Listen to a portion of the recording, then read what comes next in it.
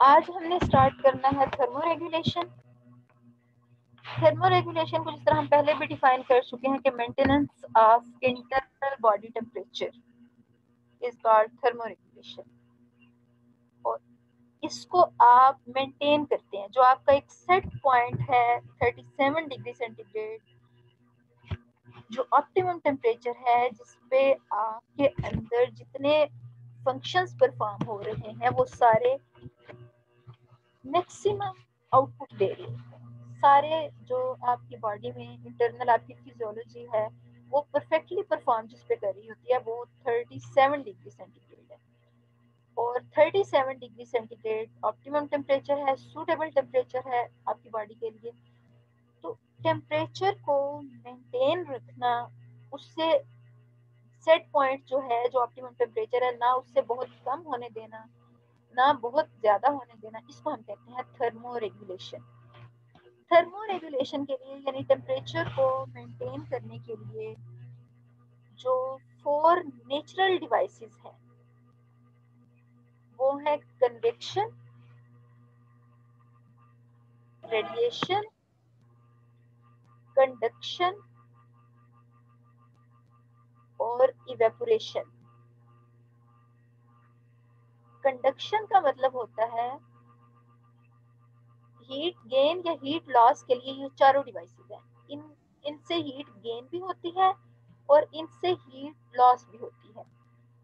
Conduction का मतलब ये है कि जब दो सरफेसेस का आपस में कांटेक्ट हो, दो कोई भी दो बॉडीज हो सकती हैं, कोई लिविंग बीइंग्स की हो सकती हैं या कोई एक लिविंग बीइंग की किसी नॉन लिविंग बीइंग के साथ कांटेक्ट हो, तो इस दौरान दो सरफेसेस के जब आपस में कांटेक्ट के दौरान हीट ट्रांसफर होती है तो इसको कहते हैं कंडक्शन।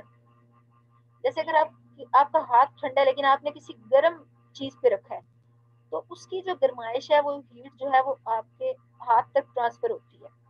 दो सरफेसेस है ना आपके हाथ की सतह और किसी भी एक चीज के सतह, जैसे अगर गर्म दीवार है आपने फर्ज करें उस पर ही हाथ रख दिया, ठीक है, तो वो दीवार की सतह उसकी सरफेस और आपके हाथ की सरफेस दोनों जब आपस में उनका कांटेक्ट हुआ तो उससे जो हीट ट्रांसफर हुई, ठीक है। या जैसे आप अपने हाथ अपने बगलों में दबा लें, ठीक है, तो आपके हाथ ठंडे हैं, आप अपने जिस्म के साथ उनको रख रहे हैं लेकिन उससे भी हीट ट्रांसफर हुई, आपके हाथ जो है वो गर्म हो गए।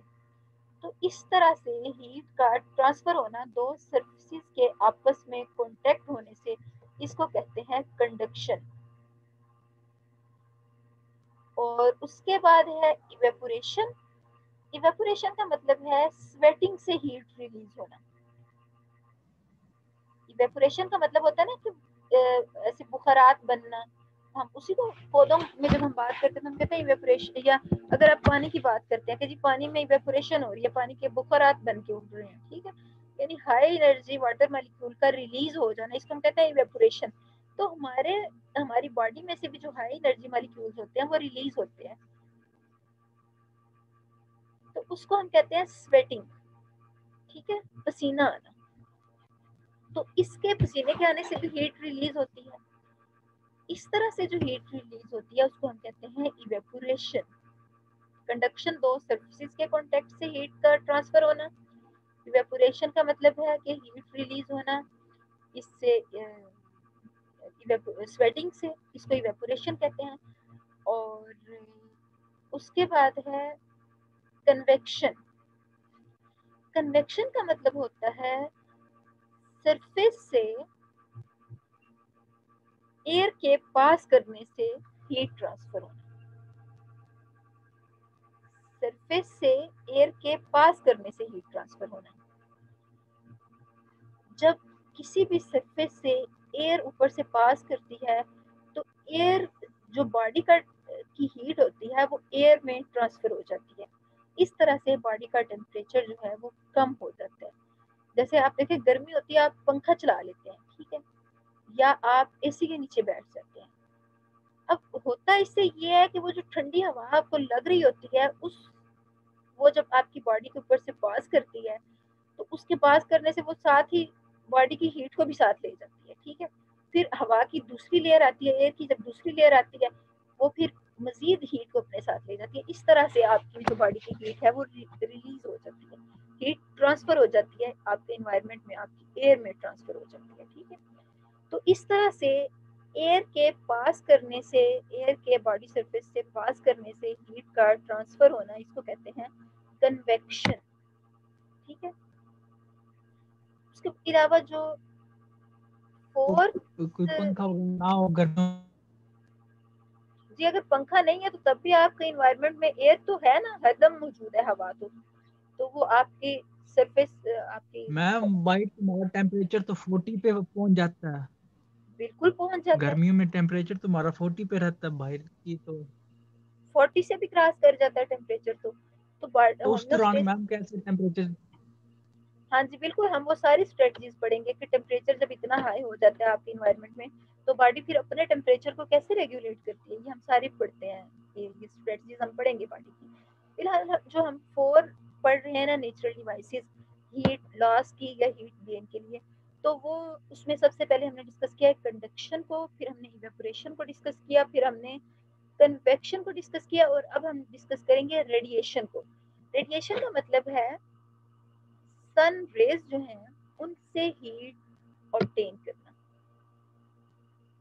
सूरज की शुआएं उनसे हीट गेन करना। जैसे आप देखते होंगे कि ये जो रेप्टाइल्स हैं, जैसे छुट्टियों को आप कई दफा देखते होंगे, लिजर्ड्स को देखते होंगे कि वो धूप में जाके बैठ जाती हैं। ठीक है, वो यानी कि दीवार में जहाँ पे धूप लग रही होती है वो वहां से धूप सेक रही होती है, सन बास्किंग कर रही होती है। ठीक है, और आप हम खुद जब इस तरह से बहुत ज़्यादा ठंडा होता है हमारा मौसम हमारे यहाँ, तो हम क्या करते हैं कि धूप में बैठ जाते हैं, सन बास्किंग हम भी कर रहे होते हैं। ठीक है, रेप्टाइल्स की तरह हम मैमल्स हैं लेकिन हम भी सन बास्किंग कर रहे होते हैं। तो इस तरह से जो सूरज की शुआएं हैं उनसे हम हीट लेते हैं। ठीक है, तो उनसे हीट लेना, इसको हम कहते हैं, सूरज की शुआओं से हीट लेने को हम कहते हैं रेडिएशन से हीट लेना। ठीक है, तो ये 4 तरीके हो सकते हैं, कन्वेक्शन, कंडक्शन, इवेपोरेशन और रेडिएशन। इनसे हम हीट गेन भी कर सकते हैं और हीट लॉस भी कर सकते हैं। ठीक है, ये 4 तरीके हो सकते हैं।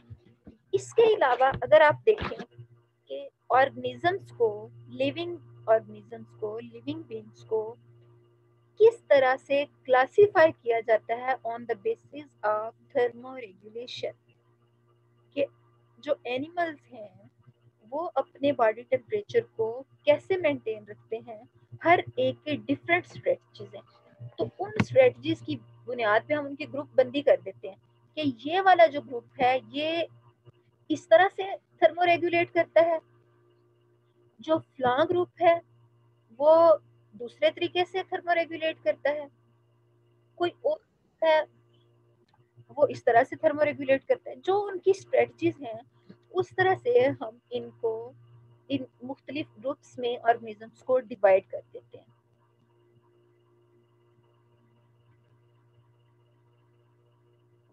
जो 4 तरीके जो हमने देखे हैं कि 4 तरीके हो सकते हैं हीट गेन या हीट लॉस के, उनको हम कहते हैं 4 natural devices for heat gain and loss. अब हम कह रहे हैं कि हम ऑर्गेनिजम्स को क्लासिफाई करेंगे। क्लासिफाई कैसे करते हैं? एक ग्रुप हम कहते हैं ये एक्टोथर्म्स है, ए से एक्टो। ठीक है, एक्टोथर्म्स है। एक ग्रुप को हम कहते हैं ये एंडोथर्म है। एक ग्रुप ऑर्गेनिजम्स का ऐसा जिनको हम कहते हैं ये हेट्रोथर्म है। Ectotherm, हेट्रोथर्म, endotherm. ठीक है, एक्टोथर्म ऑर्गेनिज्म का एक ग्रुप है, एंडोथर्म दूसरा ग्रुप है और तीसरा है हेट्रोथर्म।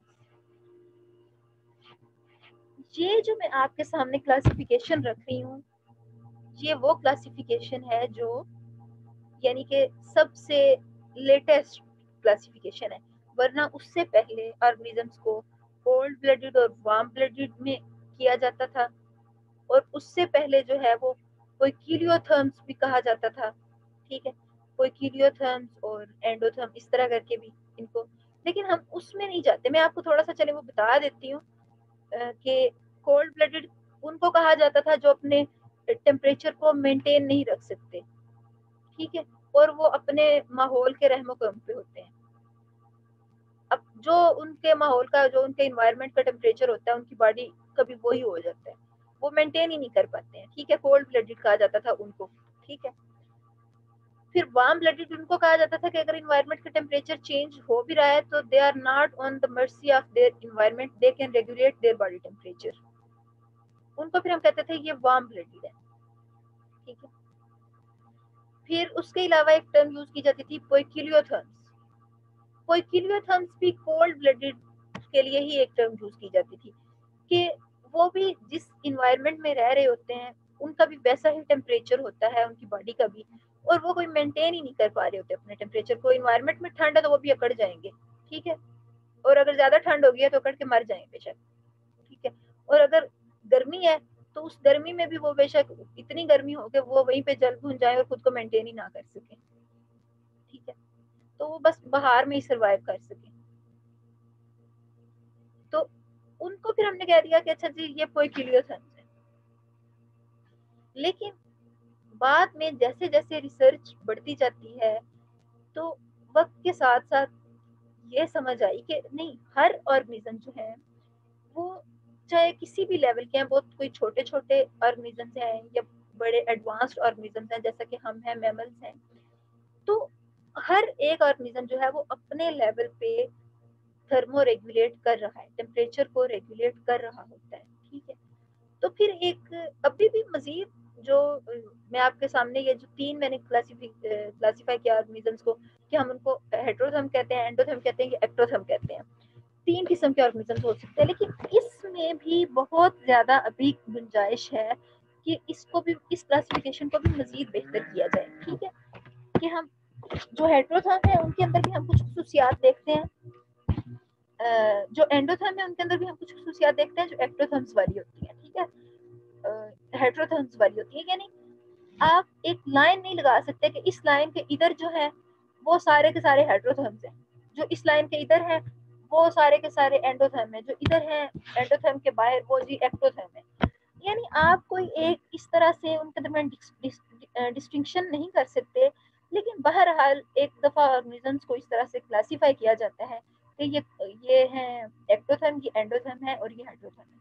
अब हम वन बाय वन देख लेते हैं कि एंडोथर्म, हेटेरोथर्म और एक्टोथर्म का क्या मतलब है।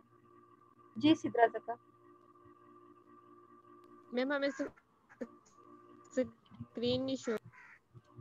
बच्चे मैं स्क्रीन शो कर ही नहीं रही हूँ क्योंकि कोई इस तरह से स्पेसिफिक नोट्स नहीं है। मैंने जिस तरह आपको बताया कि नोट्स इसी हवाले से होते हैं, लेकिन मैं आपको इस चीज का कॉन्सेप्ट क्लियर करना चाह रही हूँ कि अगर हम थर्मो रेगुलेशन की बात करें, जो मैं बता रही हूँ आप उसी को नोट्स बनाएं। ठीक है, अपने अल्फाज में जिस तरह आप उसको अंडरस्टैंड कर रहे हैं, ठीक है, आप उसी तरह से उसके नोट्स बनाते जाएं। आप डिफाइन भी उसी तरह कर दें जिस तरह मैंने किया कि जो अपने टेम्परेचर को मेंटेन नहीं कर सकते उनको कह दिया कोल्ड ब्लडेड है, जो आप अपने इंटरनल टेम्परेचर को मेंटेन कर रहे हैं उसको कह दिया ये वार्म ब्लडेड है। ठीक है, पोइकिलियोथर्म्स that are on the mercy of their environment and they cannot regulate their body temperature। इसी तरह फिर आप अगर बात करें वार्म ब्लडेड की तो आप कहेंगे कि they can regulate the internal temperature of their body। ठीक है, तो इस तरह करके आप अपने लफ्जों में इनको लिख लीजिए, आप नोट्स पे ना डिपेंड करें। अच्छा, अब हम बात कर रहे हैं कि एक्टोथर्म, एंडोथर्म और हेटेरोथर्म, ये सबसे लेटेस्ट है इसकी क्लासिफिकेशन। और सॉरी मैंने बोल दिया था ए से एक्टो, ए से नहीं ई से एक्टो, ई से एक्टो। जैसे आप बायोचों की पहली दफा पढ़ रहे हैं तो आपको नहीं अंदाजा होगा, लेकिन ये जो हमारी लेयर्स होती है ना बॉडी पे, स्किन लेयर्स, तो स्किन के ऊपर कवरिंग होती है, इसको फिर हम इनके मुख्तलिफ नाम होते हैं, एक्टोडर्म, एंडोडर्म, ठीक है, मीजोडर्म। तो एक्टो, ई से एक्टो, उसका मतलब होता है जो बाहर वाली लेयर होती है, जो सरफेस पे होती है, उसको कहते हैं एक्टोडर्म। तो इसी तरह वो ये वही वाला एक्टो है, यानी सरफेस से रिलेटेड। ठीक है, एक्टो, एक्टोथर्म्स, एक्टोथर्मी, एंडोथर्म, एंडोथर्मी, हेटेरोथर्म, हेटेरोथर्मी। तो ऑर्गेनिजम्स को हम क्या कहेंगे, एक्टोथर्म, एंडोथर्म और हेटेरोथर्म। और इस प्रोसेस को हम कहेंगे रेगुलेशन का प्रोसेस है, इसको हम कहेंगे एक्टोथर्मी, एंडोथर्मी और हेट्रोथर्मी। ठीक है, तो अब हम वन बाय वन देख लेते हैं ऑर्गेनिजम्स को कि एक्टोथर्म्स कौन से होते हैं। एक्टोथर्म्स वो ऑर्गेनिजम्स होते हैं जो अपने बॉडी टेम्परेचर को, इंटरनल बॉडी टेम्परेचर को खुद से रेगुलेट नहीं कर रहे होते, यानी कि उनकी अगर टेम्परेचर चेंज हो रहा है ना इन्वायरमेंट का, तो साथ ही उनका जो बॉडी टेम्परेचर है वो भी साथ साथ चेंज हो रहा होता है। ठीक है, एक्टोथर्म वो ऑर्गेनिजम्स हैं जो कि अपने बॉडी टेम्परेचर को मेंटेन नहीं कर पा रहे हैं, और अगर इन्वायरमेंट का टेम्परेचर चेंज हो रहा है, इन्वायरमेंट में टेम्परेचर चेंज हो रहा है, उनकी उनका सराउंडिंग टेम्परेचर चेंज हो रहा है, तो उससे उनकी बॉडी का टेम्परेचर भी चेंज हो रहा है। ठीक है, इस बात की आपको समझ आ गई कि अगर इन्वायरमेंट का टेम्परेचर चेंज हो रहा है, उनकी सराउंडिंग में टेम्परेचर चेंज हो रहा है, तो उनका अपना टेम्परेचर भी चेंज हो रहा है। इसको हम कहते हैं एक्टोथर्म। ठीक है, यानी कि वो इंटरनली अगर बाहर टेम्परेचर कम हो रहा है ना, तो उनके अंदर से कोई हीट वो जनरेट नहीं कर पा रहे हैं कि वो खुद अपनी हीट अंदर से जनरेट करें और टेम्परेचर को मेंटेन कर लें। क्योंकि जब भी टेम्परेचर बाहर का चेंज होता है ना, वो आपकी बॉडी पे इफेक्ट करता है, क्योंकि हीट जो है वो ट्रांसफर होती है। जैसे अगर आप अपने हाथ को ठंडी सरफेस पे रखते हैं तो आपका हाथ ठंडा हो जाता है, अगर आप गर्म सरफेस पे रखते हैं तो गर्म हो जाता है। इसका मतलब है हीट ट्रांसफर हो रही है आपकी सराउंडिंग में आपकी। तो अगर बाहर का टेम्परेचर ज्यादा है तो आपकी बॉडी का टेम्परेचर भी ज्यादा हो जाएगा, अगर बाहर टेम्परेचर गर्म है तो आपका टेम्परेचर भी गर्म हो जाएगा। ठीक है, तो अगर आप इसको ये जो चेंज आ रहा है, इस चेंज को मेंटेन नहीं कर पा रहे हैं, तो उन ऑर्गेनिजम्स को कहते हैं ये एक्टोथर्म है। ठीक है, और अगर टेम्परेचर जो है बाहर चेंज हो रहा है और ऑर्गेनिज्म जो है वो इंटरनली हीट जनरेट कर लेते हैं और अपने टेम्परेचर को मेंटेन कर लेते हैं, कि अगर बाहर कम भी है तो वो अपने अंदर से हीट को जनरेट कर रहे हैं, अपना बॉडी टेम्परेचर कम नहीं होने दे रहे, तो उनको हम कहते हैं ये एंडोथर्म है, इंटरनली हीट जनरेट कर रहे हैं। एंडो मीन इंटरनली, ठीक है, इनर, उनका अपने अंदर से उनकी बॉडी जो है वो हीट जनरेट करती है, तो उसको हम कहते हैं ये एंडोथर्म है। ठीक है, और हेट्रोथर्म ऐसे ऑर्गेनिजम्स होते हैं जिनका जो बॉडी टेम्परेचर है वो चेंज होता है, तो वो इंटरनली भी हीट जनरेट कर लेते हैं और अपने इन्वायरमेंट से भी अपने जो हीट है उसको ऑब्टेन कर लेते हैं। ठीक है, यानी अपनी हीट को मेंटेन करने के लिए, अपने इंटरनल टेम्परेचर को मेंटेन करने के लिए वो इन्वायरमेंट पे भी डिपेंड कर रहे होते हैं और इंटरनली भी हीट जनरेट कर रहे होते हैं। हेट्रोमीन होता है डिफरेंट। ठीक है, यानी वो दोनों एक्टो और एंडोथर्म दोनों जैसे ही होते हैं। ठीक है, एक्टो की तरह वो अपनी इन्वायरमेंट से भी हीट ले रहे होते हैं और इन्वायरमेंट में अपनी हीट को हीट लॉस भी उनका हो रहा होता है, और एंडो की तरह वो इंटरनली हीट जनरेट भी कर रहे होते हैं। ठीक है, तो ये दोनों जैसे होते हैं हेट्रोथर्म। अब हम देखते हैं कि एक्टोथर्म, एंडोथर्म और हेट्रोथर्म जो है डिफरेंट स्ट्रेटजीज इनकी क्या होती हैं। ठीक है, आप एग्जांपल्स इनकी याद रखिएगा कि ह्यूमन बींग्स को आप याद रखिए कि ये हेट्रोथर्म है। ठीक है, जो बर्ड्स हैं, या आप ये याद रखिए कि मैमल्स जो है वो हेट्रोथर्म है, जो बर्ड्स हैं वो एंडोथर्म है, और जो रेप्टाइल्स हैं वो एक्टोथर्म है। रेप्टाइल्स में कौन होंगे? स्नेक्स होंगे, लिजर्ड्स होंगी। ठीक है, और जो मैमल्स हैं उनमें क्या है? ह्यूमन बींग्स हैं।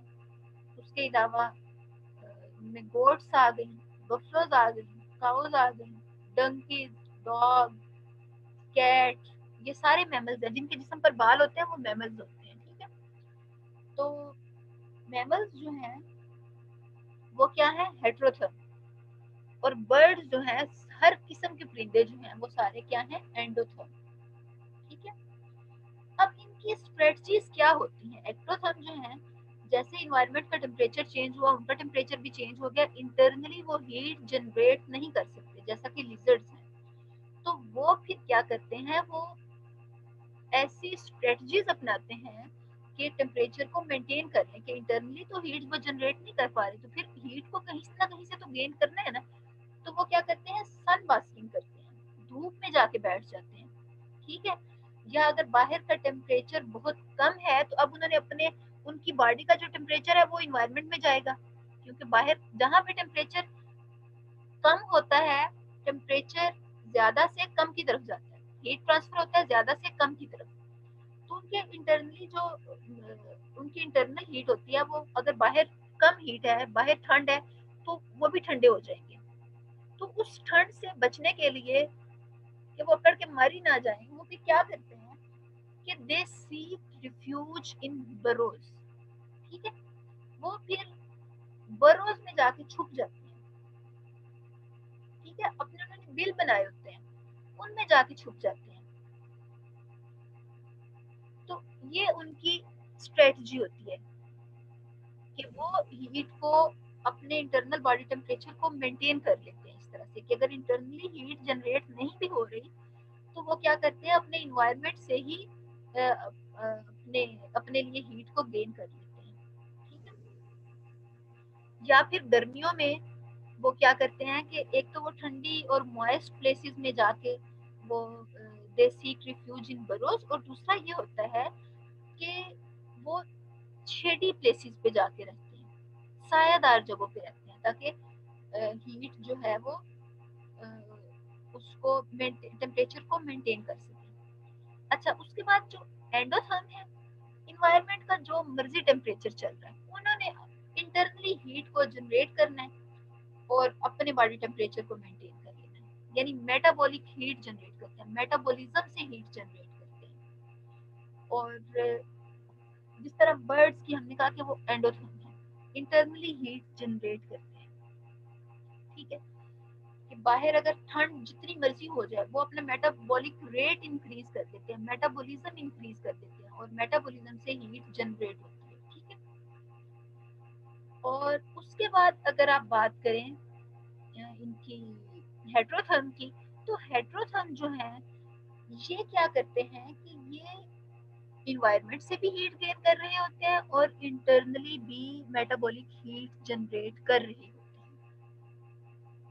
मेटाबॉलिज्म से कैसे हीट जनरेट होती है, मेटाबॉलिज्म का मतलब होता है जो भी हम चीजें ले रहे होते हैं ना, खा पी रहे होते हैं, जो भी हम डाइट ले रहे हैं, उसकी जब डाइजेशन होती है, उससे फिर मॉलिक्यूल्स, बड़े बड़े मॉलिक्यूल्स छोटे मॉलिक्यूल्स में कन्वर्ट हो जाते हैं, टूट जाते हैं, इस टूटने को हम कहते हैं कैटाबोलिज्म, ठीक है।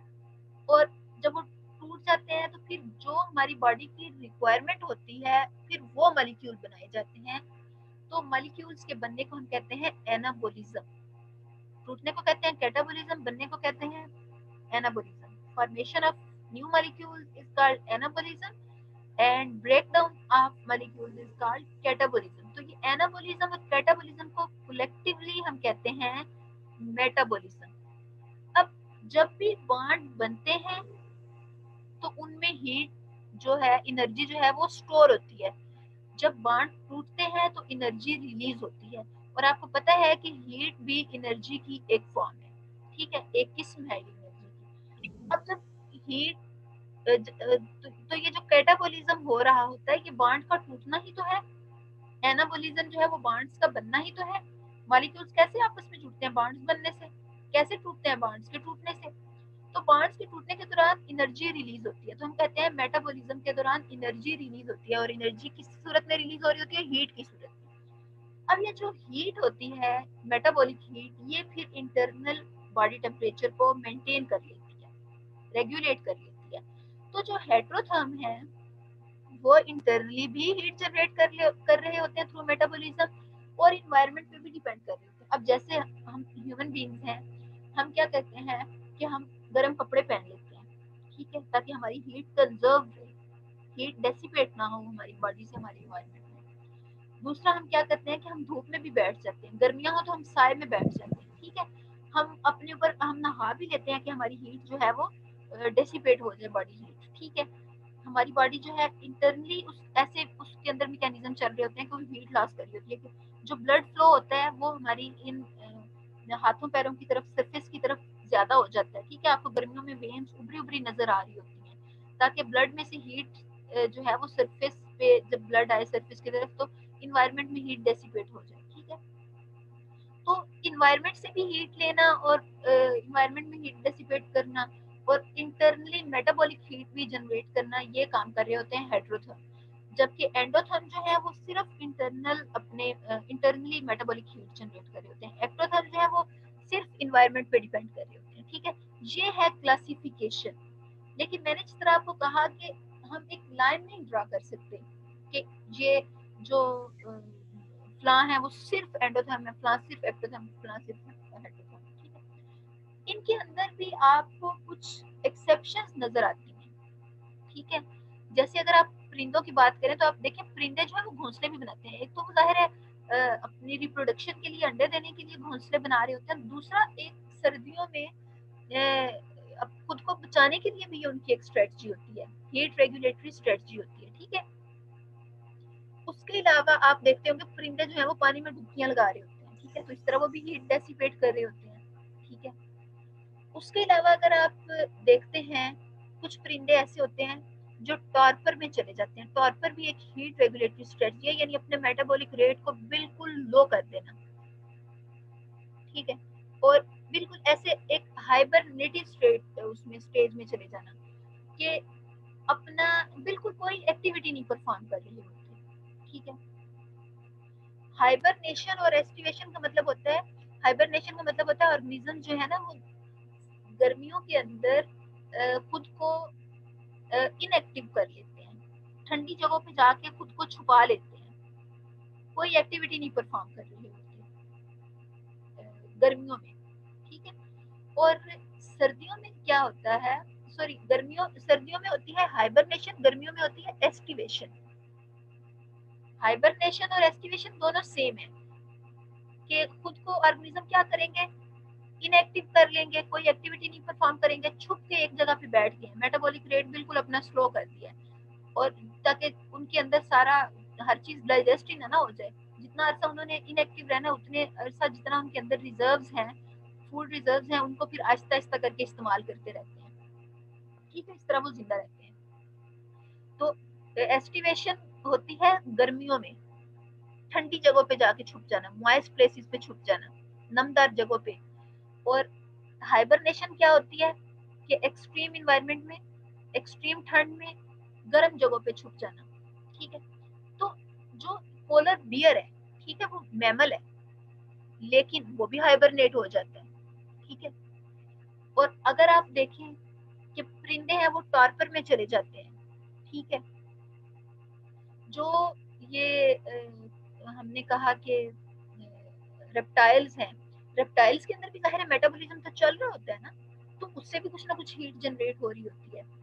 तो इस तरह से हम फिर एक लाइन नहीं ड्रा कर सकते कि इनके ये सिर्फ हेटेरोथर्म है, ये सिर्फ एंडोथर्म है, ये सिर्फ एक्टोथर्म है।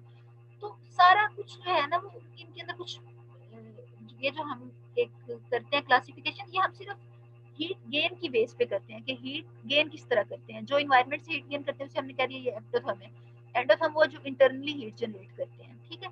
लेकिन हीट गेन और हीट लॉस की बुनियाद पे जब हम क्लासिफाई करेंगे कभी आने वाले वक्तों में, तो वो एक बेहतर क्लासिफिकेशन होगी, ठीक है। लेकिन आपने अब इसी तरह से अपने पास लिखना है कि एक्टोथर्म जो इन्वायरमेंट से हीट गेन कर रहे हैं, एंडोथर्म जो इंटरनली हीट जनरेट कर रहे हैं, हेटेरोथर्म जो दोनों तरीकों पे अपने बॉडी टेम्परेचर को